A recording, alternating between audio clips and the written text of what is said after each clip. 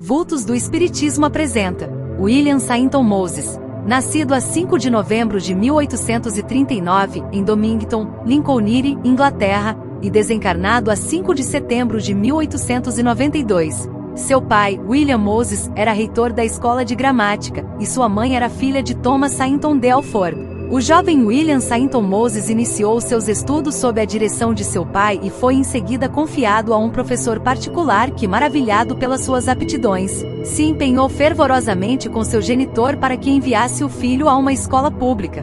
Em 1855, ingressou na Escola de Gramática de Bedford, onde estudou durante 3 anos, merecendo dos mestres os mais francos elogios, pois a par da sua dedicação aos estudos revelava acendrado sentimento do dever. Após receber numerosos prêmios, deixou essa escola. De Bedford, Sainton Moses entrou para o Exeter College de Oxford, no ano de 1858. A sua vida de estudante foi digna dos maiores encomios, tendo mesmo adoecido gravemente devido ao demasiado apego às matérias escolares. A fim de convalescer da enfermidade, viajou durante 1 ano pelo continente europeu e, na volta, passou 6 meses no velho mosteiro grego do Monte Athos. A curiosidade e, sobretudo, uma grande necessidade de meditação e de isolamento o obrigaram a permanecer todo esse tempo no convento. Alguns anos após, o seu mentor espiritual, conhecido por Imperator, explicou-lhe que desde essa época ele vinha sendo influenciado por entidades espirituais, interessadas em ajudar a sua educação espiritual.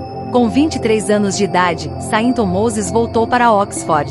Ali, recebendo o diploma, deixou a universidade em 1863. Embora estivesse desfrutando de melhor saúde, a necessidade de viver uma vida no campo levou-o a aceitar um curato em Malgold, perto de Ramsay, Ilha de Man, permanecendo ali durante 5 anos, substituindo o reitor que, devido à sua idade avançada, não podia mais exercer essas funções. Isso levou Moses a exercer tarefa dupla. Uma epidemia de varíola que se manifestou nessa região pôs em relevo a sua dedicação e intrepidez. Como não havia médico no lugar, o jovem, que tinha alguns conhecimentos de medicina, tratou dos corpos e das almas dos habitantes da região.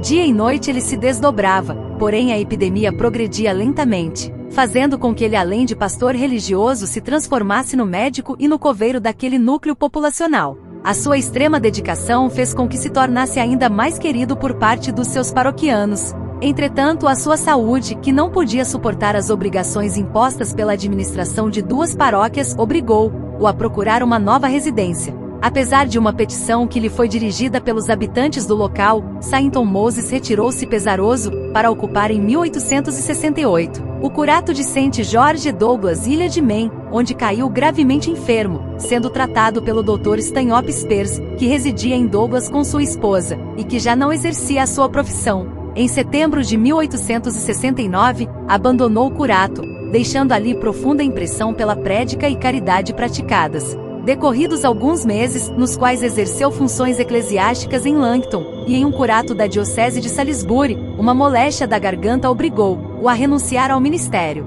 Ao findar-se o ano de 1870, Sainton obteve um lugar de professor de inglês na University College School, cargo que ocupou até 1889. Em 1870 sua atenção foi atraída para o espiritismo durante o tempo em que residiu na casa do Dr. Spears em Londres. A esposa desse médico permaneceu enferma durante 3 semanas e, para distrair-se, lia o livro Debatable Land, Região em Litígio entre este Mundo e o Outro, de autoria de Dali Owen.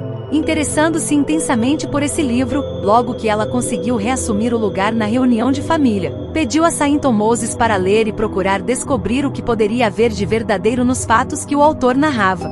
O Dr. Spears e Sainton Moses discutiam reiteradamente alguns pontos doutrinários da religião que professava, e como não estivessem muito satisfeitos com as doutrinas existentes, o Dr. Spears havia se tornado um materialista intransigente. Em 1872, Sainton Moses começou a estudar o espiritismo, a fim de cumprir a promessa formulada à Sra. Spears, tendo para tanto assistido a algumas sessões espíritas, principalmente uma que tinha como médium Lottie Tavler. Numa sessão realizada na residência do casal Spears, tendo Sainton Moses como médium, todos se tornaram convictos da realidade da existência de espíritos comunicantes, consolidando assim a crença na imortalidade da alma. Nessa época começou a desabrochar a mediunidade de Moses, que era dotado de um poder extraordinário.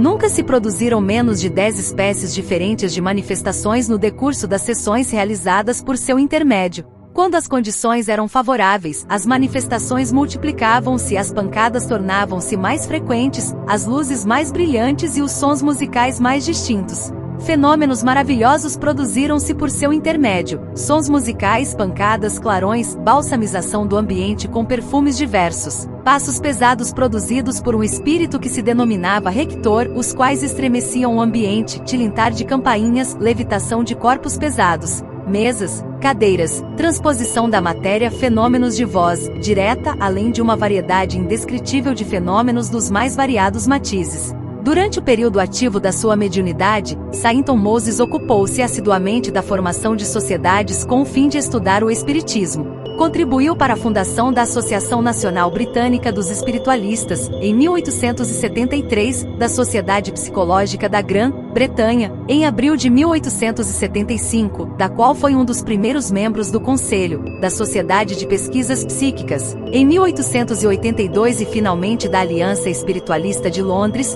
da qual foi o primeiro presidente, cargo que exerceu até a sua desencarnação. Além dessas atividades, dirigiu a revista Light, periódico de fundo espírita. Embora sua faculdade mediúnica decrescesse de intensidade, ele conservou sempre a faculdade de psicografia.